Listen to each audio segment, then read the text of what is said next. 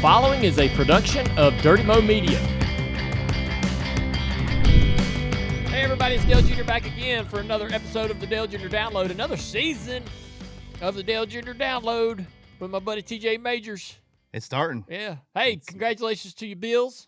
Oh, yeah. We're still alive, right? Still alive somehow. Man, I had this really great parlay put together and the Jags killed it. They almost won the Jags. Yeah, almost. Man. Almost counts. Well, hey, I'm glad to be sitting here. I'm glad to be back at the table with all of y'all. It's great to be in the room with all our friends, and I miss doing the show. I miss everybody that's out there listening. So here we are. We're back, and there is a ton to talk about. But first thing I want to do, we haven't been able to have a chance to say this. Want to send all of our thoughts and our prayers out to Greg Biffle, his family. That was really tough. Very tough. The time of the year, just everything about it was. Yep, it was hard, and I can't imagine what it must be like for his friends, his close friends, his family members, and I'm sure that they're all still absolutely devastated, and we're thinking about them. Also want to give a minute to mention Denny Hamlin and what he had to experience and go through with his father, the house fire, and his mom, and I don't have any firsthand knowledge or information, but I'm hoping that his mom is doing well, and looked like she was recovering from some of the stuff that I saw. Okay, well, I'm hoping that she's doing well, and tragically losing a parent. I mean, Denny had been open and vocal about his dad, and his dad's had an illness that he's been dealing with, and things weren't looking really good long term in that situation, but then to tragically lose him like that in a house fire and just scary. I that is super, super scary. Can't imagine how terrifying that must have been, and sad for Denny to have to go through this. But both incidents are just terrible tragedies. Yeah. Like thinking about going through either of them are just really bad. It is. It is. It really is.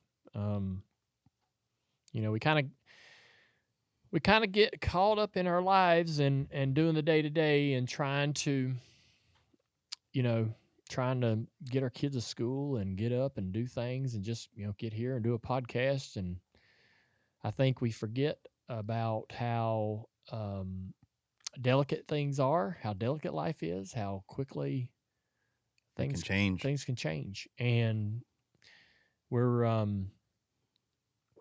sometimes these sort of situations can absolutely put things into perspective and remind you how brief and short this life is that we live. You take a lot away from it. But one thing about it to me is with this hits close to home when it's people that you've raced against, or you kind of know. We've all had personal experiences with these people. And Greg, man, Denny and Greg. So both of them for sure. So a lot of people have heard about this, but you were going to test. You knew Denny because you raced against him. We built the late model, and you went and raced against him. Yeah, he was one of the first guys that I got to really be good friends with in the late model racing. That's right, and such good friends that we decided you were going to go test a dash car down in Daytona. We had spent a couple $1,000s to figure. Yeah, it wasn't. It was an experience. It was a junk old race car, and we gave these folks a couple $1,000s for you to go down there and run some laps, and trying to get you cleared to actually race in the race. And so Denny rode down in the truck with y'all. Oh yeah, we roomed with each other that weekend in the hotel. Yeah. Yep. And what year was this? That'd have been 03. It would have been January of 03, I think. Yeah. And so we then, we started kind of hanging out. Denny we started talking to Denny, spending more time. He started making trips down and hanging out with us and stuff, and became a pretty good friend. We sim raced with him a lot. Yeah. On NASCAR 2003. And then he was trying to get into a job at Gibbs. Yeah. And he called me and he said, "Hey, I'm coming down to Daytona and I ain't got anywhere to stay. I'm meeting with Gibbs." And I wanted him to come drive the Xfinity car at DEI. And but he told me, he's like, I'm gonna go to this Gibbs meeting, but I don't have anywhere to stay. I was like, "Come down, stay on the bus in the driver's lot." And so I think he spent the night on the couch, a night or two in Daytona. And then we won the Daytona 500. That'd have been 04. In 04. Yep. And he was in Victory Lane.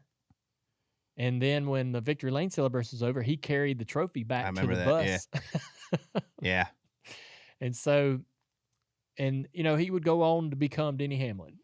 He had he got that shot with Bobby Daughter in the trucks, and he went and ran like IRP and ran really well. Really well, and opened a lot of doors for him. Yeah. And then he would become this, big time, He become Denny. Denny, yeah. Yeah. Winner, car owner. And, even though we don't really, he is a part of the Dirty Mo Media family. And that's a picture of us all in Victory Lane right there. So he's a part of the Dirty Mo Media family. I talk to Denny every now and then. We might talk about the trial or text back and forth about different things going on in the sport every now and then. But regardless that we're not quite as close, I guess, as we were back in 2004, when somebody goes through that kind of a tragedy, you think about them. You want to know that they're okay. You want to reach out to them, make sure that they're feeling supported. There's nothing you can, I've been through some tragedies, and I still don't think that I know what to really say or how to really be there for somebody, but you just try, right? I think it's just the message that you get. Like, they like seeing the message that you actually thought about them. Give them a call. Yeah. I know. Sometimes just a text. I mean, there's been times when I've had some, I wouldn't say close friends. I think I would do that for every single close friend, but there's been some people that I wish I would have done something more, Yeah. So you learn from those experiences, but yeah. As you get older, I feel like there's more of that. Yeah. Like, I should have reached out to that. I should have reached out, like, when Christmas comes around, you want to send a group, you send it like that. I wish you want to text everybody in your phone at this point. I know. With Greg, I knew Greg because I got a boxer from Greg. Greg, yeah, that's right. Yeah, killer. He came from Greg had two boxers and they had a litter, and Killer came from that. And Greg would have, and so, I'm racing against Greg and I don't know him. I get a dog somehow. My sister knew them really well and was like, "Greg's got a dog. You want a dog?" I'm like, "Yeah." And so then Greg would see Killer in the bus lot and come by and check on him, and we got to becoming starting to communicate. It's weird how that works. And then Greg would do this calendar every year for the Humane Society, and Killer they'd want Killer to be in it, so we'd take these pictures. And so I felt this sort of friendship with Greg because I was supporting something that he was doing. And but I saw the things that him and Harvick got into, and I saw Greg was like, rub a couple guys the wrong way. A little bit. In 10 years of spotting a few, I can't ever remember having running with Greg. No. Not once. Yeah. And so I'm kind of like, I don't know who Greg is really, right? And then when he, we never had a problem on the racetrack. We always raced fine. When he retired, I retired, and we kind of both started kind of slowing down at the same time. I started seeing him more, and Amy wanted to do stuff with some of the animal hospitals and stuff that Greg was involved in. And so we would go and hang out and see Greg, and so I got to know him. We would run into each other on the lake on our boats and stuff, and cut up and laugh. That houseboat, I know. I had a 50-foot one, and he has an 80-foot one. And it's huge. We would laugh about how silly those things were. And so I got to know him. We all did. We all got to know him, watching him do some YouTube stuff, watching him do his little dirt race out on his farm, and become friends with Cletus and sort of open up a little bit and do these videos and things. And I think we all got to see more of him, actually. More of him, yeah. and a different, really the true individual that he is. Yeah. And I learned, I think, all the way up until recently that, all the stuff with Kevin, even back in the day, like he just loved to kind of fool with people, mess with people. Yeah. Right. And he was always kind of poking and prodding and playing, but had a really good personality. Those two guys on the track at the same time too.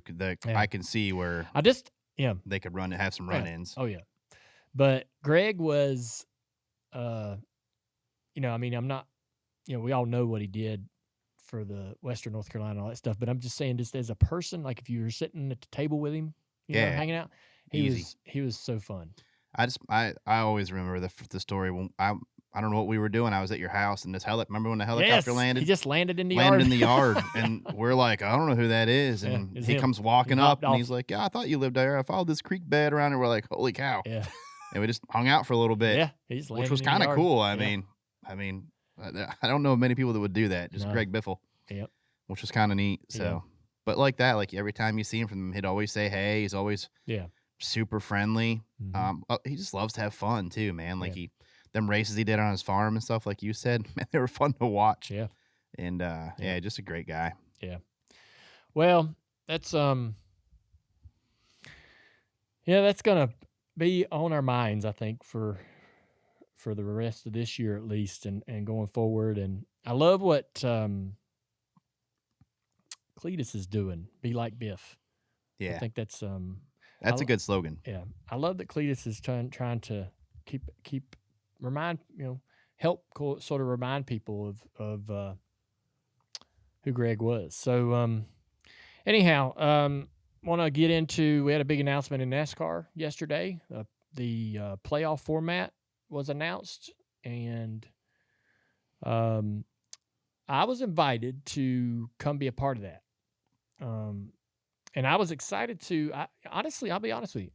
I did not know exactly what they had decided up until a couple weeks ago, maybe even 7 days ago. I really didn't know. We got an email probably middle of the off season last year.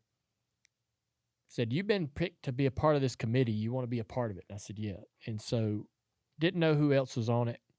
We get to Daytona, and we had our first in-person meeting, and go up to this room at the top of the grandstands, and was like, holy moly, there's all these people here. Drivers, NASCAR folks, network people, media personalities. A lot of people. Lots of people.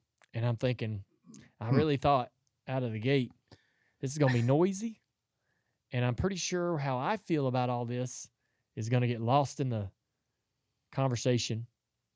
I looked across the room, and I'm like, I don't think I can convince the networks to let go of what they want to hang on to. I don't think I can convince NASCAR to go as far as they need to go. We started conversations. We started talking. And honestly, Christopher Bell, a couple other drivers were super honest about, how they wanted this to feel. And that was really helpful hearing from the drivers out of the gate. Mark Martin obviously put his foot down right away. 36 races is the way to go.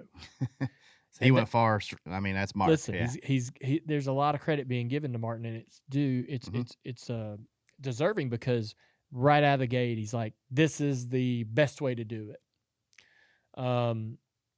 And he never let off the gas with that. I appreciate that about Mark a lot too. If Mark hadn't have been so adamant at first and stayed the course, I don't know that we would have gotten this far. And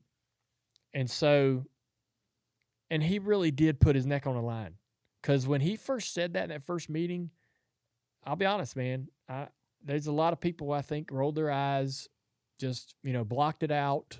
They were like, yeah, this is never, we're never going to do this. So why are we wasting our time in this meeting, going on and on about 36 races? So, did you feel that when you were there? I got a whole story for you, pal. We we get through that first meeting, and it was still, even though we didn't even, the first meeting was just, hey, this is what we're trying to do. We're all going to gather. We're going to spend the year going over this and figure this out. And even after the first meeting, I was still hopeful. I'm like, hey, I'm going to see this through. Hey, I'm going to, we'll see what happens. Who knows? A lot of the rest of the conversations were done through email. We had a couple more gatherings over Zooms and stuff. And every time, Mark was still full on, 36 is the way to go. Fans are telling me, I'm hearing this, I'm hearing that. And everybody was like, yeah, the fans that are telling you that are your age, and we're not sure about, the 25-year-old fan. He's not saying that to you. It's always, And so there was this sort of, we really weren't sure whether we were being sold a bill of goods. Like, I felt like, hey, man, are we really going to determine a new system here, or do y'all already know what you want to do, and this is just a show, right? And so, you understand what I'm saying? Am I making sense to you? Yeah. Okay. Well, just, I know. Just nod. So during some of the meetings, because I can't tell whether you're lost. Am I losing you? No, I'm locked into what you're saying. Right. So during like some of them Zooms in the middle of the year, were you kind of like feeling? We had a Zoom. I remember I was in Kelly's office, and I said, hey, it was like, I don't know, June. Yeah. And I was like, I'll be honest, y'all. I was like, I'm with Mark on it. I feel like 36 is the best way to decide it. Like, 36 is the best way to choose who truly is the champion. I guess there's no argument there. You're not going to change my mind. There's no way you could ever change my mind about that. And I said, look, I know that's probably a bridge too far for everybody here. I don't expect us to ever get there. But we need to keep in mind that is truly the best way to do it. So this new system has to have a feel for that, an element for that. And one of the things that I said that I think was important to me, I grew up, I remember being a kid and just wanting to devour this sport and just take in. I couldn't get enough. Yep. And so I was, every weekend, I was like, what's going to happen? And I had obviously my dad to root for. And so I imagine that diehard fans who love this driver pull for that guy just as hard as I pull for my dad, right? And they tune in and they want to know how that guy's going to do. And when we had the full season points, you couldn't take a week off as a fan, because that race might be the race where your guy breaks a motor and gives up 180 points. Yeah, you don't want to miss it. That could be that race that's in the middle of the year that seems like it's not really that important. Could be the one that loses you the championship. Mm-hmm. And we had lost that. I had lost that. I was not being drawn to the sport every weekend. I was not wanting to devour it up. I was sitting there going, you know what? I kind of know who's in the playoffs. So I can kind of check out. Or you can see the highlights. I'll see the highlights in the middle of the week. I can miss this one. I don't need to tune in today. Mm-hmm. I'm not drawn to it. I had lost. Same, yeah, dude. And I'm careful to admit this because, hey man, I'm a broadcaster. I got all kinds of roles and responsibilities, and so I don't know if that hurts my position in the sport to say I was falling out of love with it. I really was. Yeah. And so, I still the core of motorsports I love, and the idea of getting cars together and putting them on a track and throwing a green flag and a checkered. I love that idea and always will. But what we were and had become was so far removed. It was. And so gimmicky and contrived and complex, hard to follow. And so I was not looking forward. I had gotten to the point to where it was like, man, I don't want to watch this season because they're just going to go all the way to Phoenix and 4 guys are going to see who goes and wins it. Mm-hmm. It's too much happenstance, too much pot luck. It's too much. It's not enough. I need to really, truly watch this person build this body of work. It needs to be a whole season's worth of work. Yeah. And And hard work. Yeah. Of good work. Yeah. And so, there was a lot about it that it was just falling away from me. And I was falling out of love with it. But what I missed was being pulled like a moth to a flame, being pulled back in every single weekend and going, damn, my guy needs to make up 80 points. Is he gonna get a chunk today? Am I gonna watch him freaking work his way back into this battle? Mm-hmm. Because that was the way we lived it. That's how that's how I lived it in the 80s and the 90s and so forth and even in my own career, I would sit there and go, man, we got to gain 80 points or can I get 30 on this guy this week? And every single week you knew you needed to do something, achieve something. Even if it was the littlest bit. I remember during the summer, we'd get on a little bit of a roll of like 5 or 6 top 5s in a month. And every week was like, man, we gained a little bit here. We're chipping. Mm-hmm. And like them hot streaks to me were like fun. Yeah. Those battles during the summer and being consistent and earning it that way. Yeah. It's hard. Yeah. Well, I think that I'm excited to tune into a race season where how you perform at Daytona, how you perform at Atlanta, how your season begins is going to really sort of give you an idea of whether you're championship worthy. Because with the old system and this system that we're bringing back, if you start off in a hole 4 weeks in a row, if you come out of the gate cold, you have a bad Daytona, bad Atlanta, you get yourself in a hole. Mm-hmm. It's hard. You got a lot to consider. Really difficult. It is. That wasn't the case last year. No. You'd get in a hole and pop off a win, and everything was fixed. Well, that just became, if you had a bad month to start the season, you just put all your cards in for the wins, and you did all, like, it wasn't like you could have ran 3 races in a row after that. Didn't matter. That's right. You were going for the win. And I think we talked about it on the show. I need the lows to be low. I need the highs to be high. Mm-hmm. And we had lost. The highs weren't as high. Your driver would win a race in the 5th race of the season. Yeah, it was great. He's in the playoffs, but other than that, and then if he had a bad race, you didn't care. He didn't even care. The drivers would get out and go, tough bad race. Oh well. Yeah, I can win next week and still be fine. But not anymore. I think even though we still have a chase, even though there is a reset, mm-hmm. bad weeks are going to affect your ability to really go win the championship in that chase. Okay? They've done some Racing Smarter tons of modeling. They've done tons of modeling on this thing, and they ran. So I know the dudes that work on the algorithm or whatever you want to call it, where they basically kind of set up the model and then they run it through all these hypotheticals. Did what's his name work on it? I know the people that are working on this, and they've told me that while no format is foolproof to a fluke, this one's going to be, if you're outside the top 5 at the start of the chase, you're going to have to be like remarkable to make it work. That's why people are like, I want less people in the playoffs.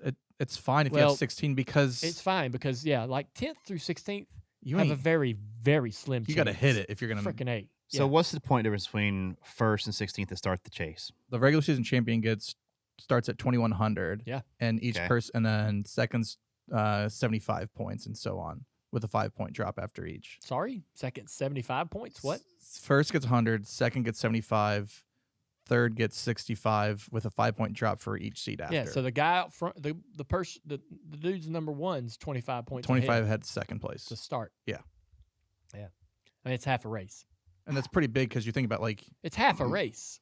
In the original point system, that would be like 90 points, right? We get 180 points for a good day.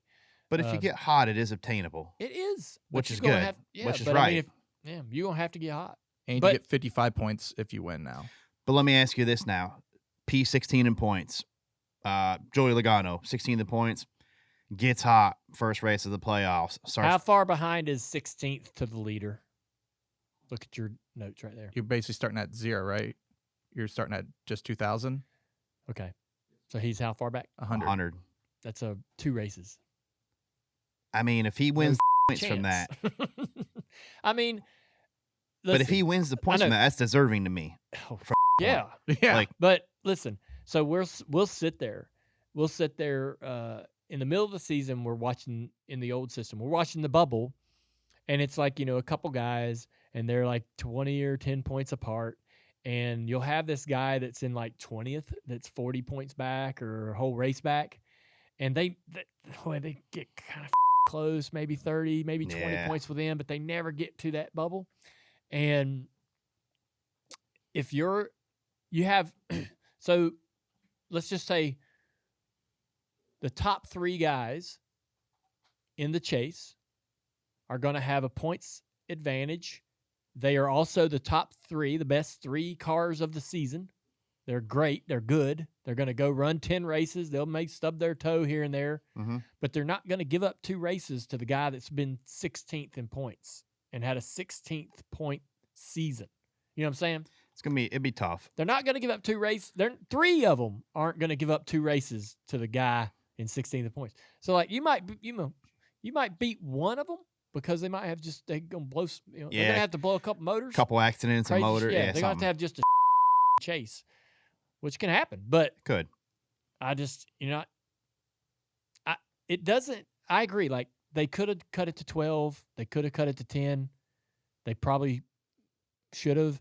But it doesn't really matter, because 16th has such a disadvantage. It's like, why are we going to argue about that? And it creates more work anyways. Yeah. But if he did win contracts it'd be deserving, because he's had to have a phenomenal play or chase. I don't see a world where it happens either, so I ain't worried about it. But it's not going to happen by lucking into a win and then being in the final race. You know what I mean? Like how it's been. It's like you're going to have to earn it every single week. Like you're going to have to be outstanding. Yeah, I'm happy about it. Yeah. Me too. There's 12 drivers in the Xfinity Series, and there's 10 in the truck, which I think those are better. But it doesn't really matter that there's 16 in the Cup, because again, like I don't feel like 12th to 16th is much of a threat. 13th to 16th, and I mean they take offense to that if you're 14th or something in points when the chase begins. But I don't feel like they're a threat to go out there and beat the guys that are going to have the top 3 points. Great seasons, yeah. So, I mean, your champion's probably going to come out of the top 3, maybe the top 5 some years. Yeah. I like that's just easier to explain to people now. God almighty. Yeah, that's true. Trying to explain the playoffs to my dad was Simpler. like impossible. Simpler. Very difficult. I'm so glad winning you're in is gone. Yes. Look, I love that when it was me. I love that when it's my favorite driver. Yeah, of course. But I'm glad it's gone. I don't like the what moments do you think that takes away? I don't know. The winning you're in, like the Austin Dillon thing at Richmond, does you know what I mean? Does he get that aggressive to win a race still? No. Can you think of any other instances? Probably a good thing. I mean, you lose the Harrison Burton moment, but like it's still cool for them to win though. So hey, Harrison Burton, let me tell you this, and Harrison won't admit this, Jeff Burton won't admit this, and they don't have to. They won that race at Daytona. Mm-hmm. They did not look. They went into that, they went into the playoffs saying all the right things, and of course they should. But they knew damn good and well they didn't have a shot in hell winning the championship, and all they needed to, if that didn't exist, right, and they had this system, and he goes out there and wins Daytona, they celebrate it just as hard. They're just as happy. It's just as big of a story. And we've lost nothing as a fan. I've not lost anything. You know what? I actually feel like that I would appreciate it more if it was just celebrating a Wood Brothers win with Harrison Burton and nothing else.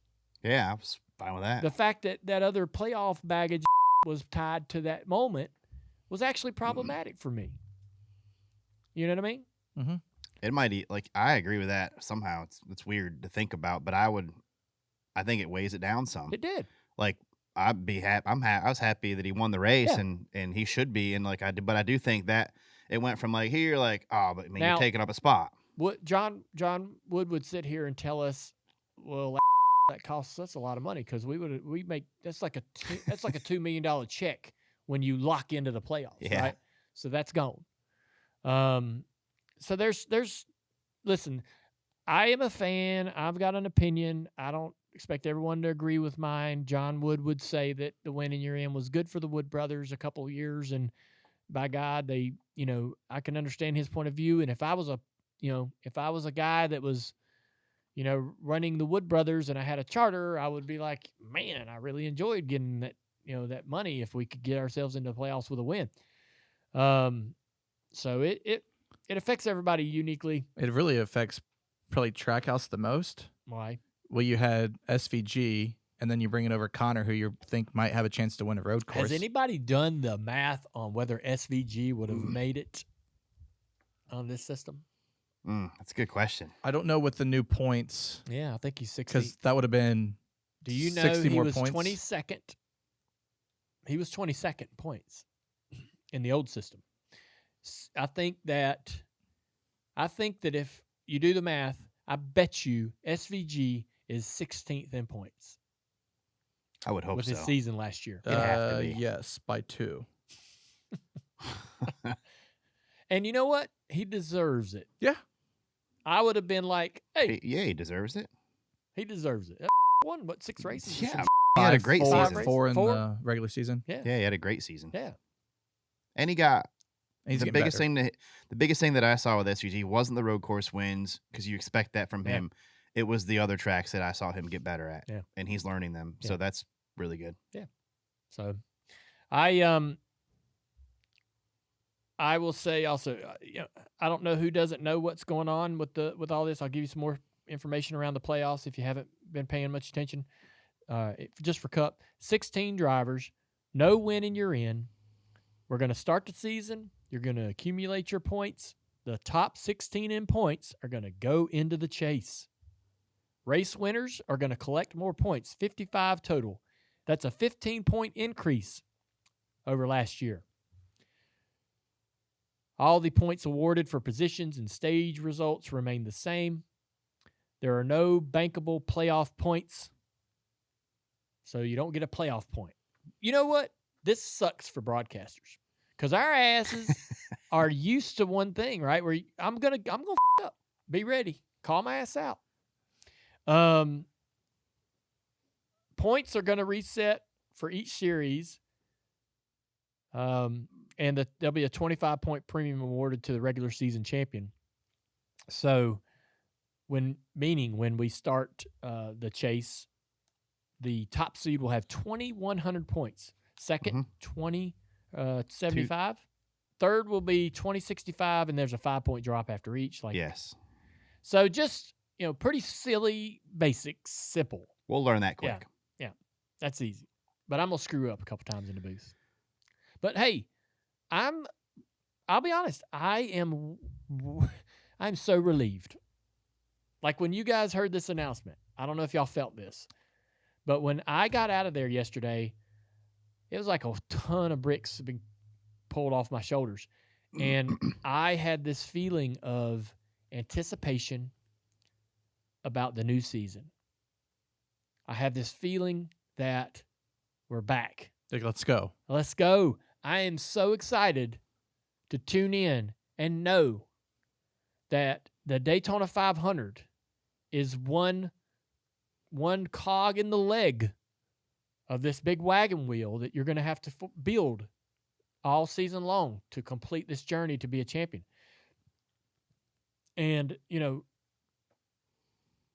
the week after that, and the week after that, and the week after that, you're going to have to tune in. You're going to look at the finishing order. You're going to look at the rundown. You're going to see where this guy finished and this guy finished. And oh man, is it going to be sweet. Oh, it's going to be so fun. Yeah, those DNFs are going to really hurt. Oh, it's going to be fun. I can't wait. I mean, this is the I grew up on. I was worried that they weren't going to truly nail it. Yeah. I thought there was going to be something they missed. I got no issues. The only thing that some people will say is that it's not 36, but damn, it is nestled right up beside it. It is. It is as close as you can get. It is. And I was thinking about this, like, it's like we started on the 1 yard line in February with this meeting, and it looked like we wasn't never going to get across the 50. We drove this within field goal range, and we need to take the points, people. We need to kick the 3 and get on out. Right? And so no need to go for it. No, don't need to go for it. Let's just kick the 3, get on out of here. This was a win. All right? And I love NASCAR. I think the world of O'Donnell and all those guys and everybody that was a big part of that, Tim Clark and everybody. I think the world of Jeff Binky and a bunch of people that were in that meeting. And they're my friends. I would freaking do anything for them. They are great people. But I did not believe that they would allow us to go this far. And I didn't believe that they were willing to be malleable enough and open-minded enough to think and consider getting this close to 36. And so, and I'll be honest, I told them this in the meeting, and I think Mark Martin might have said this as well. Where we were last year, I would have been nervous to have to be the guy to make the decision to go to 36. Mark Martin and I were sitting right next to each other, and off camera, he said that to me. He said, I wanted 36, but I'd have hated to be the guy to make that call because that's a freaking risk. If you swing and miss. You swing and miss on that. But this is a good route to almost getting there, and I can really look at this. And the reason why we love 36 is because we know it's the whole it's the whole pie, right? And all the pie has to be good. And so that's why we love 36, because we feel like that means every single moment, every lap plays into the result. I can look at what we're doing and feel exactly the same way about this as I do about 36. This is a full season. What you'll have to do is put together the whole year. That's what I want you to do. And this gives me that, right? And if we need to have a chase and something to sort of, if we need to have something to sell, fine. So, question for you. How does this change? Does anything change during the races does race team strategy change for stage points or anything like that now? Because, man, that's a great question, TJ. And honestly, I don't know what we're going to see in some scenarios. I'm just thinking ahead, like, how does it change your overall look for the race, I feel like since they've added so much to winning, that now putting yourself in position to actually win the race. So the stage points will still be important. We know that guys will strategize sometimes to actually lose take away their chances of winning the race, hurt their chances of winning the race to gain more stage points. We've seen guys do that. Yes, we have. We've seen them do the opposite too. Yeah. Hold on. The green flag will drop. They'll start racing, and the guy will go, our car ain't good today. But if I do this and this, I can get these stage points, and we'll just see where we end up in the final stage. And voila, we've got, the third most points, even though we finished 8th or whatever, right? So they'll do that. We know they will. But now, so there'll still be some of that. But now, since we've added some points, more points to winning, that becomes more important, right? So you're going to see. You might not do that. Yeah, you're going to see people still do a little bit of stage racing, but less, because winning points-wise means so much. And I think when these guys start to realize, TJ, how important it is to be in one of the top 5 seeds, when they realize the advantage of being one of the top seed, they're going to have to get points all year long. And that's winning races. That's running in the top 3. So we still have the element, though, of, like you said, the guys that are, 8th to 15th, if they get an opportunity to jump up there and get some stage points, they're going to do it still. Yeah. To try to make their day a little bit better. Make their day better. Yeah. Yeah. And then you're going to have guys that are going to go for the win, like SVG's leading the road course, Pitts with 3 to go because he's going to win the race. He's probably still going to do things like that. And then you're going to have guys that are going to, cycle and come out, get the stage points and stuff. So I feel like you're going to have a lot of the same stuff, but for sure. All right, we got some breaking news just coming across the desk. Tony Stewart, we heard some rumblings about this Dodge truck campaign. Dodge teasing that they had some legends that were returning to the sport, and this is one that we felt like might be in the works for a race or two. Looks like Tony Stewart's going to be back in NASCAR for one night. Three-time Cup champion. He's going to drive the truck for Colleague at the opener in Daytona. He hadn't been in NASCAR since 2016, and this will be his first truck race since 2005. Wow. Boy, he picked a doozy. He did. My goodness. I wouldn't expect less I from wouldn't Tony. have picked, I was going to say, Tony Stewart ain't scared of it. No. The dude don't give a because No. I wouldn't have picked Daytona. I would have picked somewhere else. A little slower. Holy moly.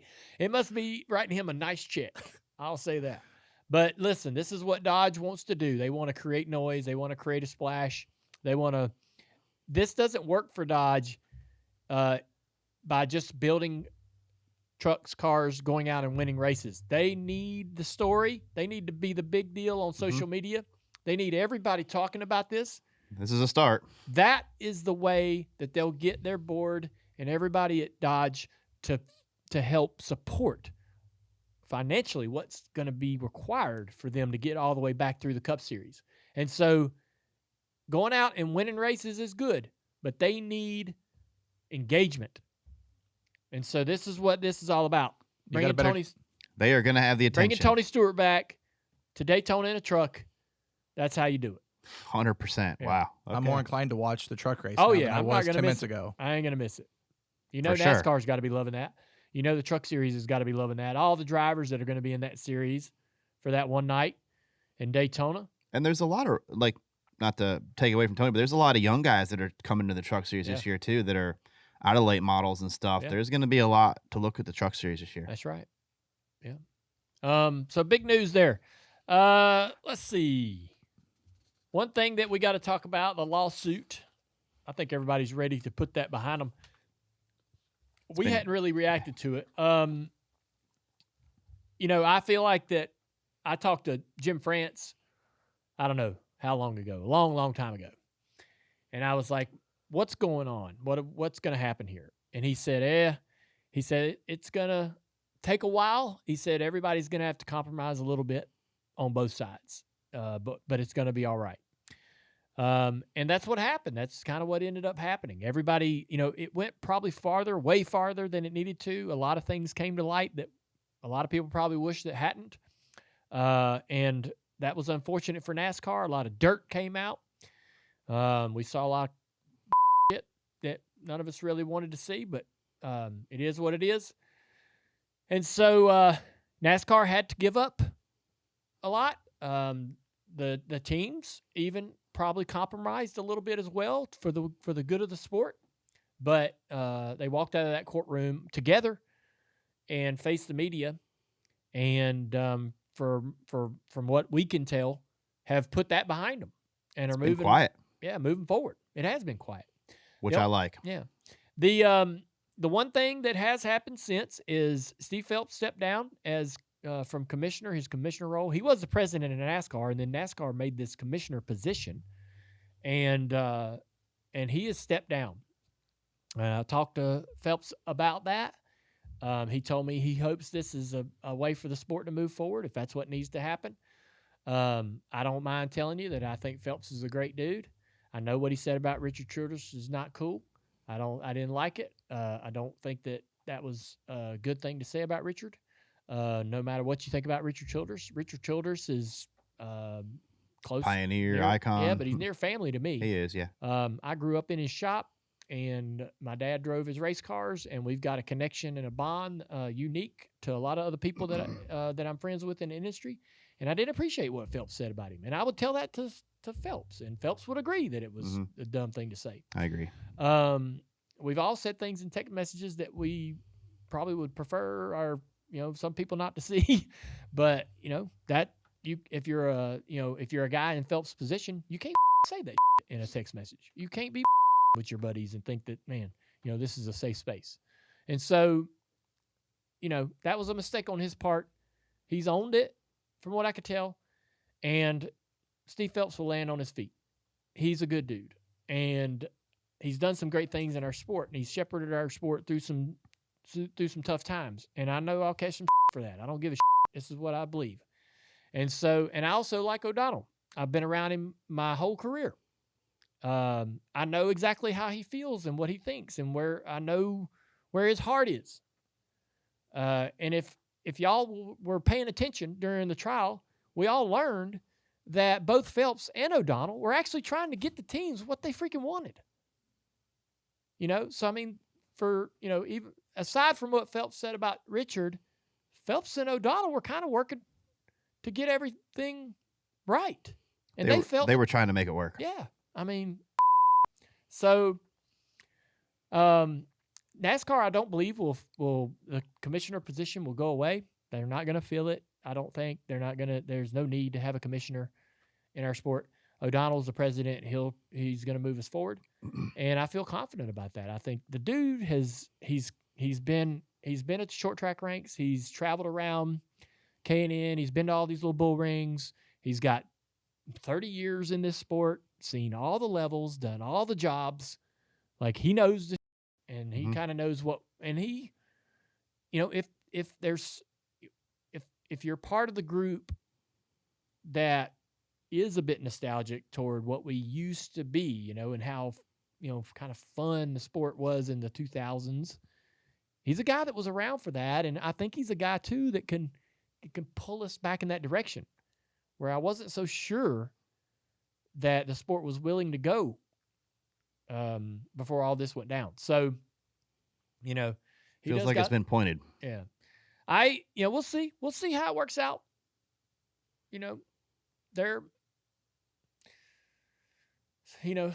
I feel like Ben Kennedy's a good dude. He works hard. I wish he were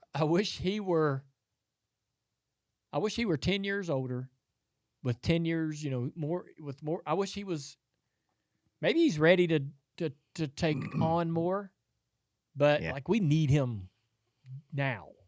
And he's, we need him now, and he's not really, I don't think, ready to be that guy for another chunk of time. And so, gosh, I can't wait for those paths to kind of cross to where he can, because I think he's got such a good head on his shoulders. He knows the sport. He's been around it too. And I trust he's level-headed, and, he's a little bit, I don't like street courses and all this horse shit. I love short tracks. I'm just being me. You'd have been great at street courses. I hate road course racing. I know there's people that love it, and I'm good with that, and I'm good with the sport. Having road courses, I'm not going to be a hard ass about that. And Ben Kennedy loves those type of things. Ben Kennedy loves the San Diego race idea. It's going to be cool. I'm liking that too, but he loved the Chicago deal. He's all about those kind of things. He also appreciates the short track too, but he knows the sport needs to try to, do unique and new things every now and then. There needs to be a good mix and all that. So, I think he would be I think he will be when he finally decides to really sort of, take over. He'll be the guy to really steer us in a good direction. But we have done some things that I never thought were possible. Yeah, Coliseum race. I mean, I hated that. I know, but I mean, 15 years ago, I'd have been to do that. I mean, there's people that would sell. Listen, I'm not saying I'm 100% correct here. You're just too old school. Look, I'm not old school. I don't think we needed to go to the Coliseum. Yeah, it was pretty cool for 1 year. No, it's like we went to the Coliseum and we ended up at Bowman Gray, right? Like, how does when it was right here the whole time? Like, it they was didn't right just here. build it. Yeah, it's right. It's right Should here. have tried this first. Yeah, right. It's right here. We should. What are we doing? Like, we waste. All right. I don't know. I mean, maybe you need to be the commissioner. I would have Del Genie for commissioner. That's what I heard. You heard it here. I don't know. What kind of voting power do I have? They will do it if they bring back 36 races.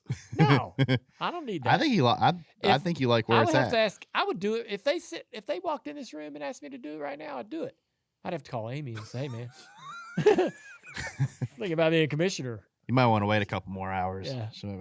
Yeah, she's on a trip. Yeah. I'll be honest, man. I'm kind of in a good spot with where everything is. I'm not pissed. I'm not annoyed. I was all of last year. All that negativity and trial and I was just so the trial pissed. wore it down a lot. I was so annoyed.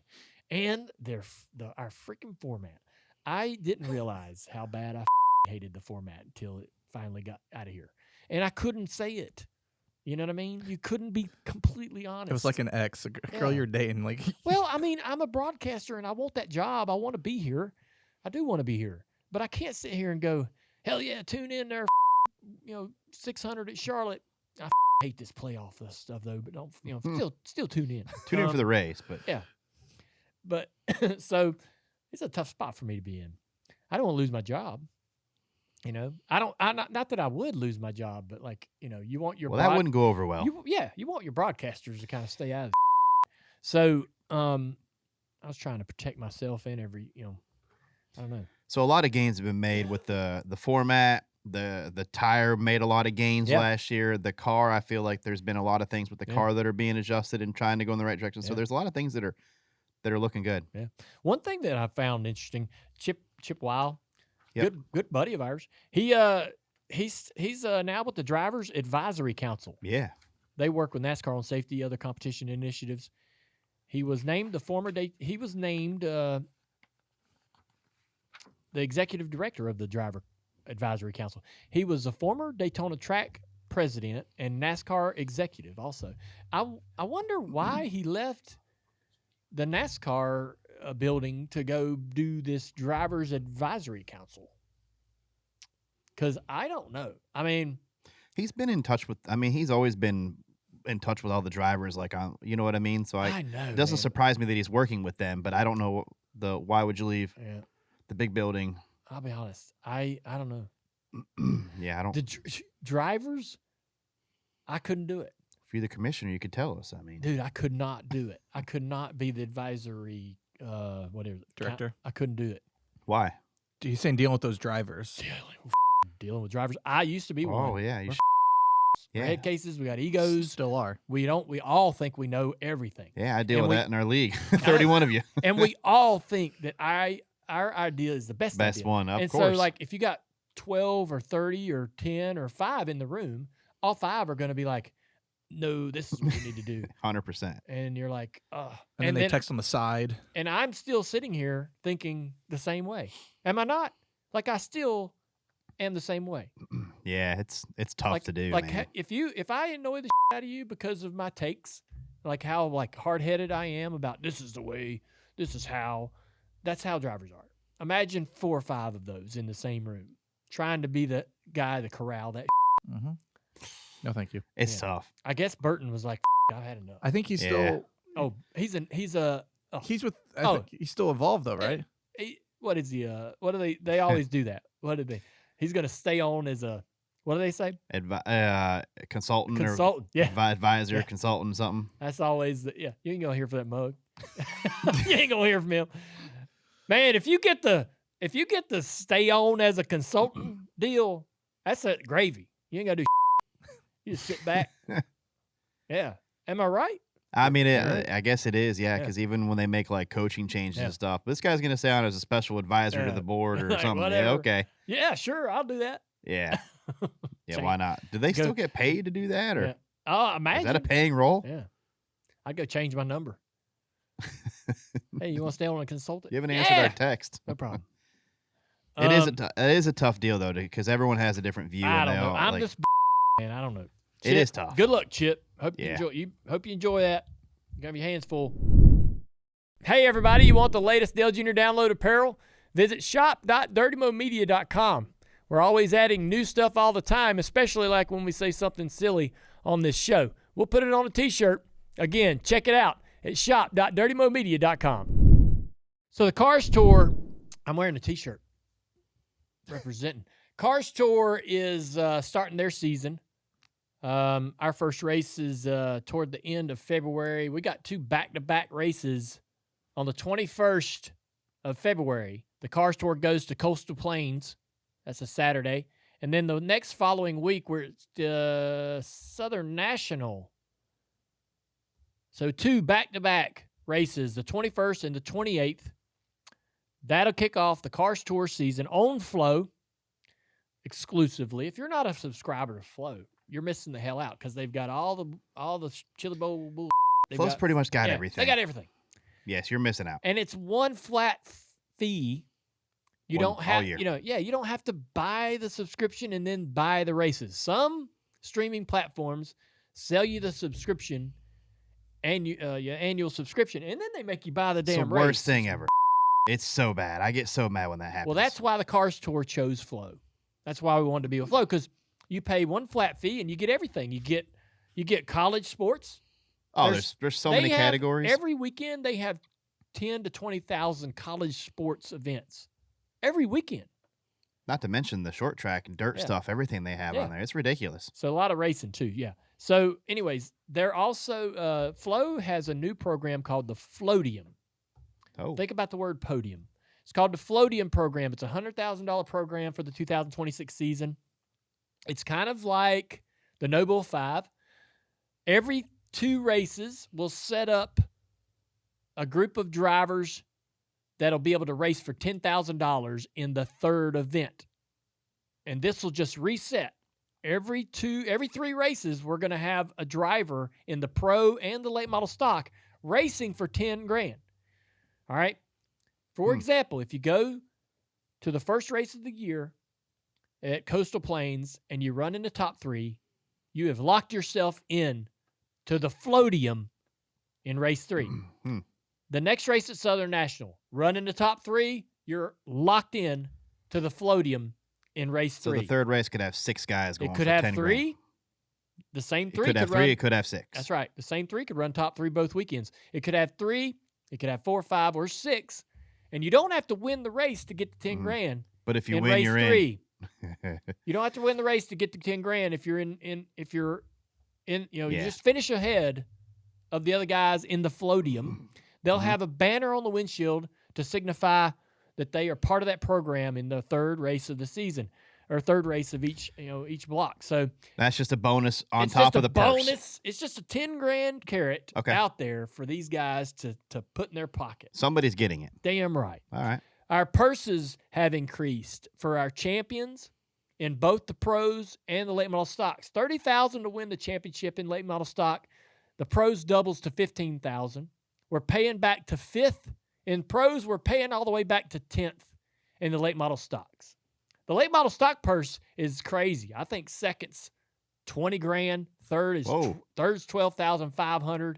It's a lot of money. That's a lot of money. Damn right. Nashville Fairgrounds, April the 11th. Nashville Fairgrounds is in a battle for its own existence. The Cars Tour, that may be a one and done. I'm not sure. Hope not. I hope not. But the people in Nashville are going to have to get to work if they truly want that racetrack to survive. We had an owners meeting that kicked off our season. We all got together. We're voting on a couple things, some procedural stuff for our series. But everybody's really in a good everybody's in a good frame of mind to get this season started. Any other big changes with the cars or tires or anything? No. Hoosier's going to keep building our tires. I know there's some series that are changing. We're pretty happy with the Hoosier. We may make a tire change at some tracks from the 45, but that's still on the table for conversation. Are they looking for more tire wear? Are you looking for more fall off still? Or I love fall off. Yeah. Every time we can get fall off, we're going to take it. Yeah. But we don't build the tires Hoosier does. So we've been running the 45. Yeah, I know. Yeah. Taking me into the weeds there, TJ. But I'm excited about the Cars Tour. I hope everybody will continue to support the series. I think it's the best short track racing in the country. It's opened the doors for a lot of young guys. Yeah. Which is what it's supposed to do. Yeah. So that's right. Hey, everybody. It's Dale Jr. We're live on YouTube. I'm rusty. Got to get back going again. It's that time of year. Yeah. This is Ask Junior. And fun little segment we do where you guys send in some questions. It's good to see everybody. How's everybody been? How was your Christmas? Your holidays, New Year's? yeah, everything. Yeah. How's everybody? Are they responding in the chat? Are they excited about today? Did you get crazy on New Year's? We did have some Oh, fun. you did? Yeah, I went to Texas to see Amy's family. Yeah. We did a Christmas after New Year's. So we had a lot of fun. But I'm excited. We've been here today talking about the new points format, wrapping up some comments about things that have been going on in the sport. The Cars Tour, we're cranking that back up. Got my gear on today. Excited about all the things we got going on. So I don't know, man. After that announcement yesterday, I feel like a ton of bricks been lifted off my shoulders. I'm excited and looking forward to the season. Ready to go to Daytona. Ready to see some racing. The chat's excited to be back. Awesome. Yeah. I'm excited to be back. It's gonna be a good year. It I is got a a good feeling. year. We got the Tony Stewart news today. Like, it's just Yeah. it feels like a good week. Tony Stewart gonna race a truck at Daytona for Dodge. Crazy. We had heard some rumblings that there was and I don't think that's the end of the, bringing the legends back. I don't know who else. Casey Kane, I heard, was rumored to possibly maybe be in that truck at a time or two. But it's gonna be fun to see what Dodge does. But Tony Stewart coming back running Daytona. That's a big story. Yep. Are you ready for questions? Let's go. Yeah. All right. So first question is, when you were racing and you stayed at hotels, did you ever stay under fake names? Yes. How'd you pick? I them? was in when I got burned in the Corvette. We were in the hospital under William Bonney. I think that's Billy. I the remember Kid, that. Billy I the forgot. Kid's real name. Yeah. William Bonney. It's mostly the one I use. That's it. No other Yeah. ones. Isn't that Billy the Kid? I think. Yeah. So How- William Bonney. Like I always just wonder. Like I always would I use don't- like. I don't do that anymore, but back in the day, that was fun to do. It was Yeah. fun to do. More fun to do than practical. Yeah. I would say for the most part, it was either in like Mike's name or JR's name or something too Yeah. a lot. Yeah. So No, that makes sense. That's not fun. no, it's not fun. Next question. The zombie apocalypse is coming. Who are 3 people you want on your team? Does anybody know? Did they give us a date when it's coming? Nope. Oh, okay. Well, you mentioned it like it had just been. No, like an hey, apocalypse coming. Like you need 3 breaking people news. Apocalypse coming. next week. Okay. What am I doing? You want 3 people on your team to help fend off the zombies. Damn. Truex. He's a good shot. He's a good shot. Yeah. Dude, I've seen Truex hit a dollar bill with a bow and arrow at 100 yards. Hank Parker Jr. but you also can't fend off zombies with bow and Hank arrows. Parker though, Jr.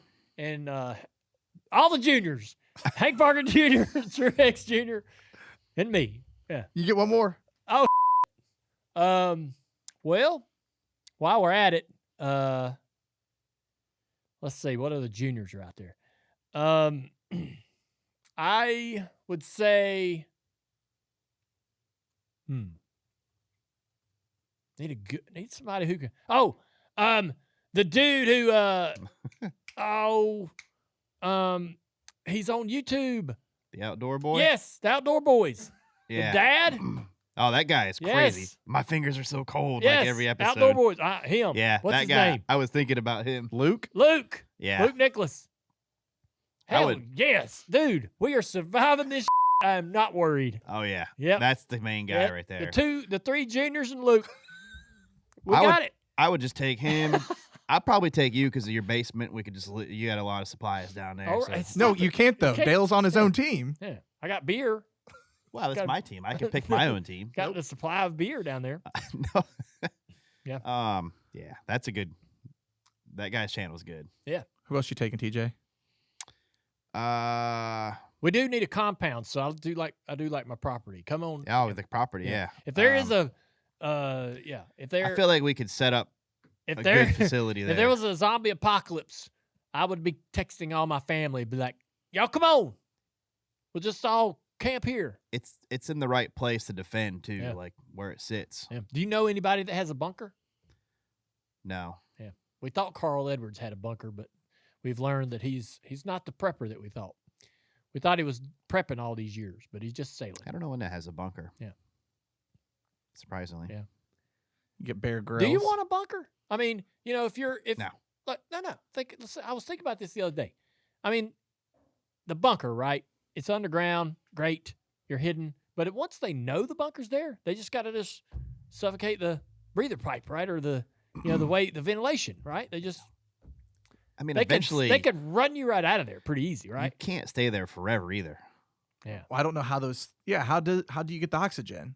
Well, there's Well, they have ventilation and vents. stuff. Yeah, There's some fun ways to hide it through shrubs and bushes and whatnot. But I mean, once they've kind of learned that it's there, you're kind of trapped. You're also wasting a lot of money on something that oh, dude. Yeah. Could you imagine No. like building a bunker and then never using it, never needing it? and then yeah, that would be awful. Yeah. Or you do use it, but you have no idea when you can even go out. Yeah. You're just in there for like. Like I'm not talking about like hurricane shelters or like out in the Midwest where there's tornado shelters under your house. Oh, like those kind of bunkers. Like a house underground. I mean like a prepper bunker, like a buying a silo or missile silos somewhere out in the world, in the middle of the country, and then like building your house underground. Really, I don't know, man. It's a lot of waste. Yeah, I would love though to tour one. Wouldn't you want to tour one, like a real bunker that's been remodeled? Yeah, probably renovated. It's probably nice. I want to tour it, check it out, go down in there. I think if you're gonna do that, you need to make it also like Somebody get us a tour. We need to find someone's got one, and We're going to. This Yes. is live on YouTube. This is how the internet works. I know, but then and for the guest show, we go to their bunker. I know. Well, I don't know about that. Let's not do a show. Let's not work. Let's just go have fun. Let's Look just at go it. look at it. If I I- want to go work. If I was gonna do a Your ass bunker, is always trying to put me to work. I don't want to work. I I'm just want to go look at it. I'm trying to build content. What if you go and it's like Well, you super can bring your damn awesome? camera. Okay. What if you But go I'm and it's not super wearing a live awesome mic. and you want one? You're not micing me up, huh? What if you go and it's like super awesome? You're like, man, I want to build one of these. Well, I was hoping that would be the case. Like you would go in there and This could it'd probably be super happen. awesome. Yeah, it could be. I have a feeling some of I'm them not are. building a bunker. You say that now. I mean, you build a western town. It just seems like Yeah, I because they're know. the same. You know how tight I am, and I'm like, what if I build this thing and then I'm like, get to the end of my life and I'm like, damn, that was foolish. Shouldn't have built that. But you could make it like your man cave too, so like you can use it. Hmm. Like that's what I would do. Okay, You bought every pair of night vision goggles in Mooresville one day. that was to play paintball. I'm just saying, like Night. you've made some decisions. You've made some decisions that were. We bought night vision goggles to play paintball at night, and then to chase each other around on golf carts in pitch black without headlights. But I'm never building a bunker and wasting that money. How many Like, night vision goggles did you have? I think we ended up with We had about five, or maybe. so. Yeah, They weren't the big $20,000 pairs. They No, weren't that but crazy. back then they didn't have they were as good as you could get. He bought every pair like they had in all the stores here. Look, stop it. I That mean, was a different time. I was a different person. I You think- bought 10 quarter scale I'm RC not that cars. person anymore. I'm more frugal. Your go karts are on sale on eBay. Yeah, see, I got built a dirt rid of all that crazy stuff. We painted the curbs of a road course that we don't even race on anymore. I one night. know. I've got a little paved kidney-shaped go-kart track on my property, and I want to dig that damn thing up.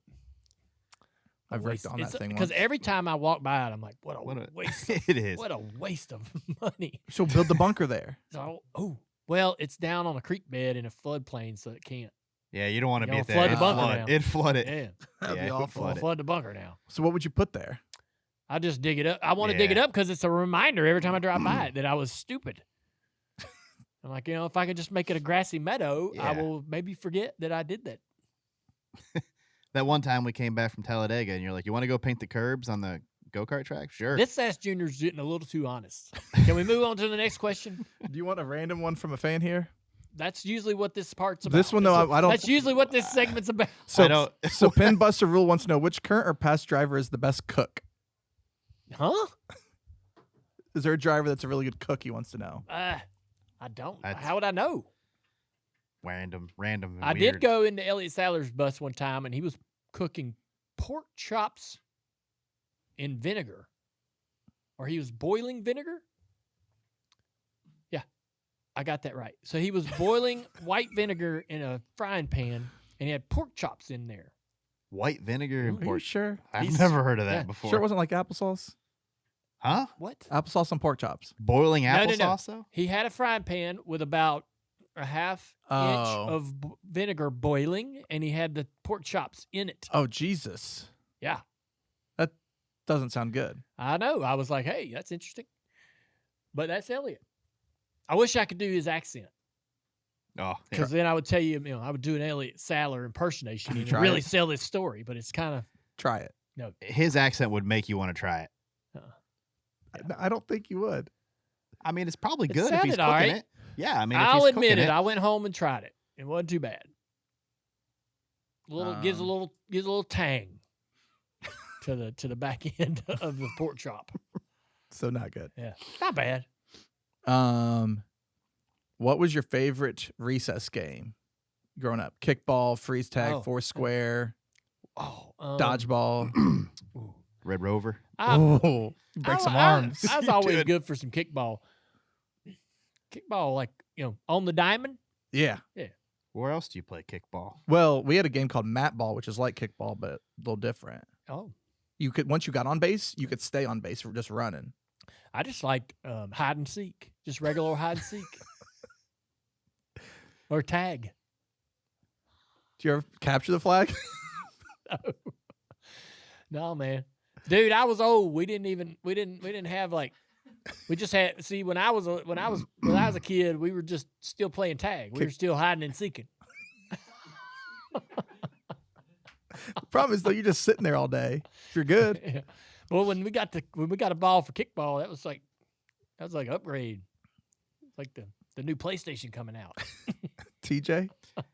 I mean, kickball was always pretty fun. Dodgeball was always fun too. Dodgeball was fun. They had either the rubber ones or like. Did y'all ever play hide and seek in the neighborhood? Yeah. So like we lived on we'd go up to Mamaw's in Kannapolis on V8 Street. I mean, it's a block,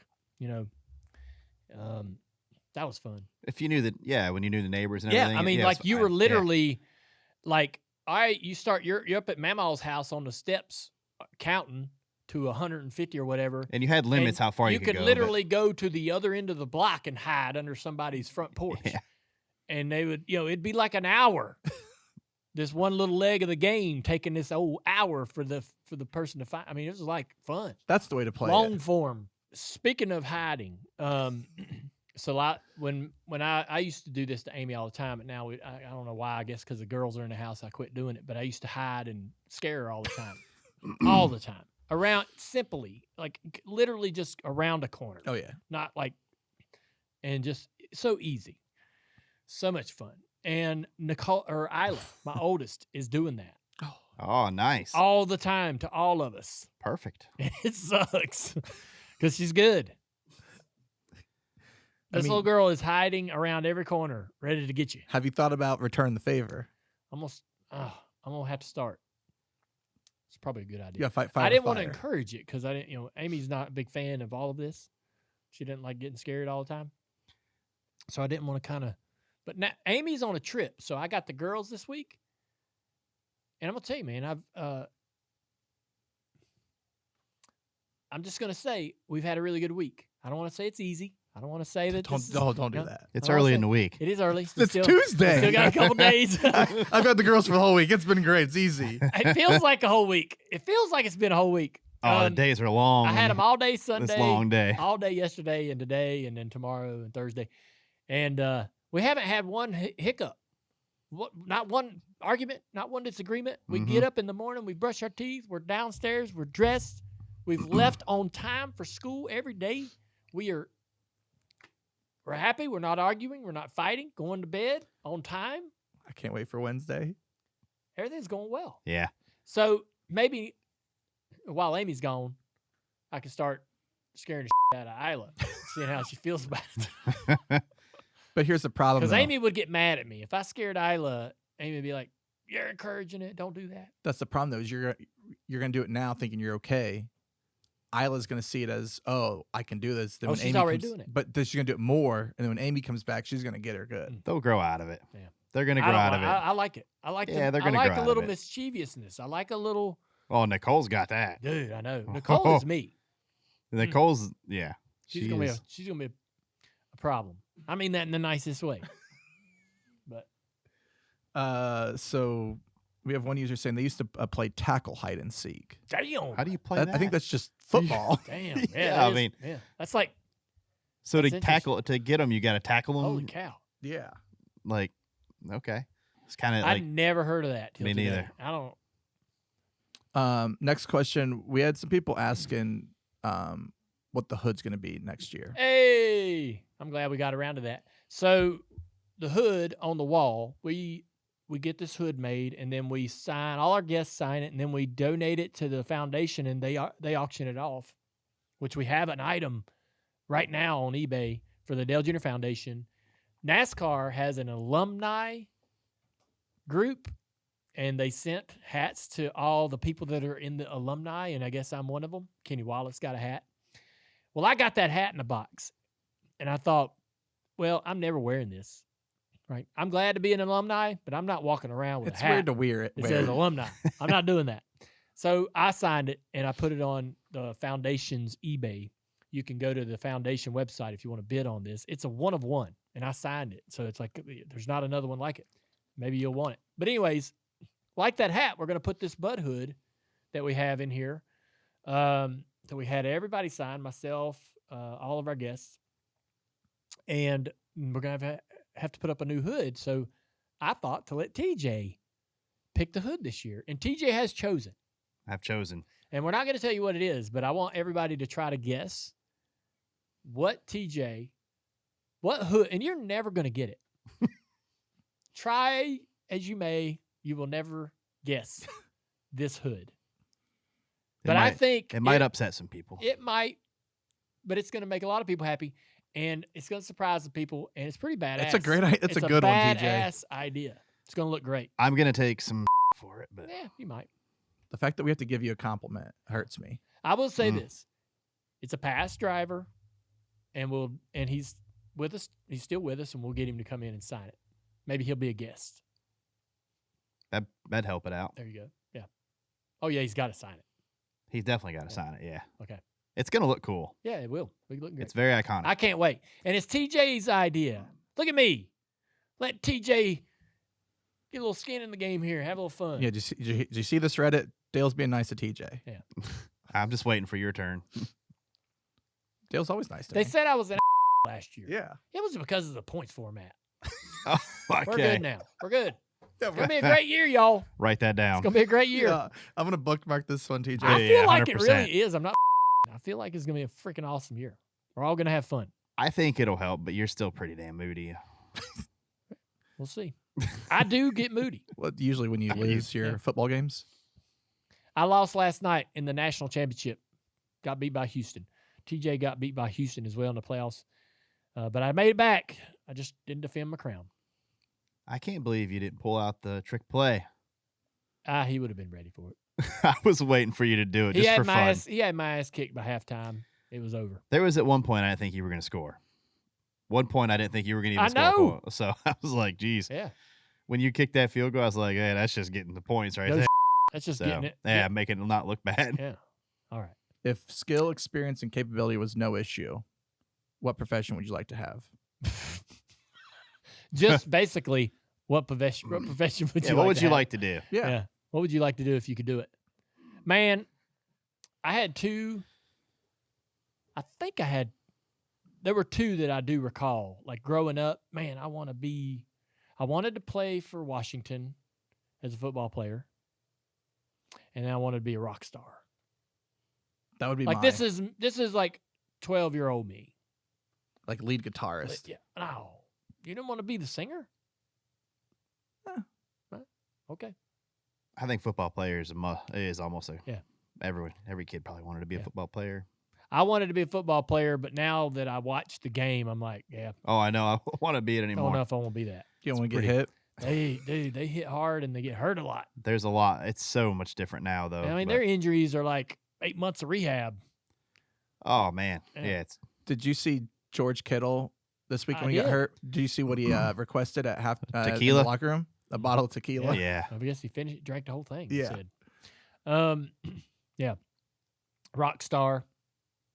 Yeah. That'd be cool to be in front of a massive crowd and you can. Could you imagine? I'm sorry, cut you off. There you're good.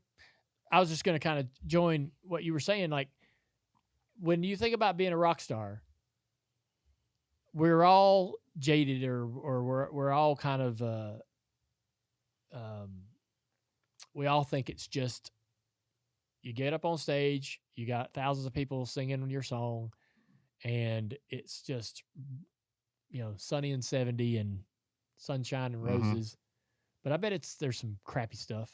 Oh, tons of crappy stuff. Oh, I'll bet there's got to be. Yeah. You see it when they've made it, but when they're in a 12-passenger van going from small venue to small venue. But I mean, I I think that even that part of it could be pretty fun, but trying to figure out how to get I've been around some dudes that are like not, I've been around some bands that are like local bands and so forth. And it's like, they feel like they're this tiny minnow in this giant ocean and no one's ever going to hear them. Right. Or they're never going to get that song that like takes them to a national level, and living that would be tough. And then once you do get the hit, right, you write this badass song or it gets really Just takes popular, off, yeah. then you got to back it up.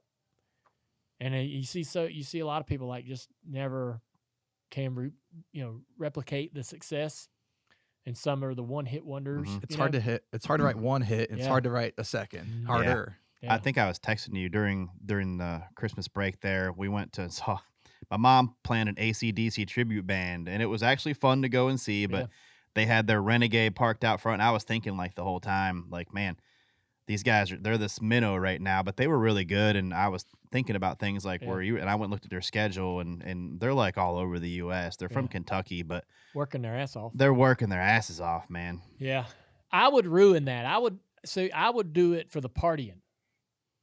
And so I'd probably, I'd be like a short little, I'd have short shelf life as a rock and roll star, because I would explode and burn out. VH1 would have had a documentary. Whatever happened to Dale Jr. Yeah. So we would I'm sorry. I'm being honest. You're probably right. I would have not held it together. Nope. I would have raised hell. And hey, some of them survived it, but I'm not sure. Like we would go see Kid Rock, and we'd see them when they were when they go to their next show the next night somewhere else, they're hanging out with other people. Yeah, they're partying all the time. So Gosh, man, TJ, we would hang out with Kid Rock and all kinds of different people over the years, go to concerts and raise hell with them, Third Eye Blind and all kinds of stuff. And we went to a Third Eye Blind concert. Were you with us on that? You probably weren't. I don't think this I was. Was like 2003. And we parked the bus behind the stage. They let us park in their little place. And we were out in the middle of the Midwest near Indianapolis, but we were about 3 hours away from Indianapolis. And they had this big amphitheater in the middle of this cornfield. It was somewhere, I don't know, Indiana or somewhere. But I remember us watching the concert. And then afterwards, we drank beer with the band and everybody that was back there. We partied all night. And we're sitting there, and we were like, hey, where's the next one? And they're like, well, we're playing in Indianapolis, in town. And we're like, well, we'll go. We'll just get up, and when are y'all leaving? Well, we're cranking up. They're like, we're cranking up at like 4 a.m. and they're going to pull out, and we'll be in our bunk sleeping. And I'm like, to my bus driver, I'm like, can we go? You want to get up at 4 and drive, follow them? He's like, yeah. So we went to the next thing and watched them again the next night. That'd be pretty fun. And but it gave you an idea of like, you can party, but you got to figure out how to like have enough for the next night, the next night. Then you get a day off and maybe go another 3-night run. Mm-hmm. I wouldn't like that. That's why on the stage they sometimes duct tape the city name so the singer doesn't mess it up. Oh man, touring would not. I wouldn't. You would. Why don't they have a little more time between shows? Right. That's quick, man. Dude, they've got to go to the. Got to bam, bam, bam, bam. Make their money. What was the show you remember going to Raleigh? Remember Jack Black, that first band that he was in before he was? Remember we went up there to see him one time. What was Tenacious the band? D, dude. Oh, that's what it was. Yeah, I forgot. We went and saw Tenacious D in Greensboro. Yeah. It was awesome. I don't remember where it was, but I remember going up there. It was hilarious. It was good. We got to meet him, went backstage. Yeah, this was like 2004, like way back when Tenacious D was That's awesome. Just Tenacious D. It was so fun. It was a good show. I forgot about that. Yeah. We saw Third Eye. We saw Three Doors Down in Tremont. Old badass, flat one level bar in Charlotte. Badass place. A lot of history. But that's like the place where everybody would go before they would blow up. I think we saw we've seen a bunch of bands. Saw Aerosmith here one time, which was pretty good. Mm-hmm. Yep. All right, well, that's it. All right. Well, this was fun. Anyways, I hope everybody's having a good off season. Yeah, break. Good start to the new year. We'll have a couple weeks off. Couple more weeks till we go to Daytona. We'll be back after the Clash. We'll be back on this show. When are we coming back? After the Clash. All right. Just after the Clash, we're coming back. Tuesday. So we'll see how the Clash goes in Bowman Gray. That should be fun. Looking forward to that, but I'm really excited about cars going to Daytona and getting out on that racetrack and Yeah, it's gonna be awesome. seeing how that all goes Wednesday, down. 10 a.m. That's right. Fire them up. Yep. So everybody, hey, thanks for tuning in. Thanks for being a part of this with us today. Appreciate everybody that's going to tune in to the whole show later on when we get that out. And, yeah, have a good week, and we'll see you around.